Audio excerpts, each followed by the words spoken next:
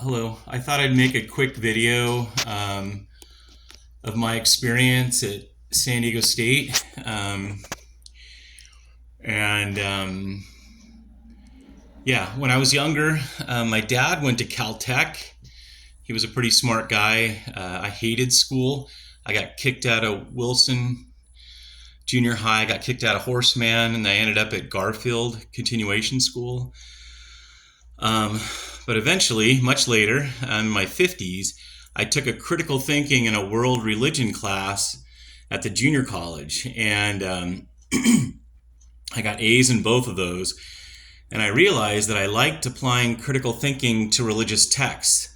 So I found out that San Diego State University had a religious studies program.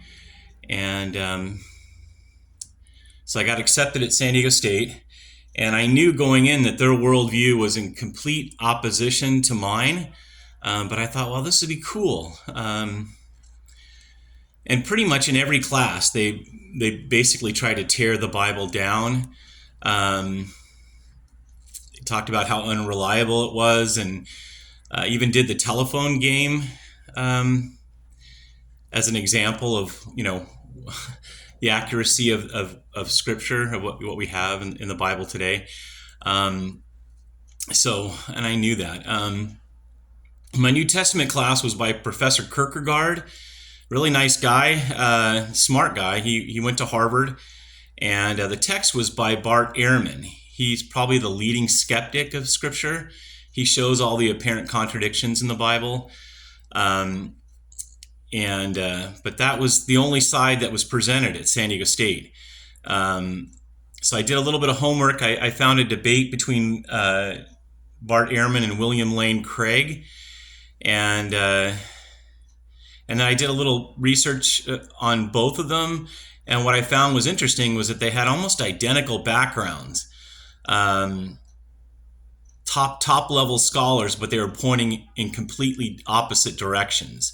So with humility and respect, I went back to class and was like, Professor Kierkegaard, have you ever heard of William Lane Craig? So that was kind of my experience at San Diego State. I looked at the Hindu Vedas, the Buddha Sutra, the Tao Te Ching, the Quran, the Book of Mormon. And then I went to Point Loma briefly, University, and then up to Biola University, even probably more briefly. But it was really fun. I was really thankful. Oh, last thing I wanted to say is that the mantra at San Diego State was that, again, what I just shared about the Bible not being reliable. And my last professor was Dr. Fox, and she had worked on the Dead Sea Scrolls. And if you're familiar with the Dead Sea Scrolls, they found those in the 1940s, and they date back to about 100 to 120 BC. And they found portions from every book in the Hebrew text, or what we call the Old Testament, except for the book of Esther. And then they found the big scroll, the Isaiah scroll.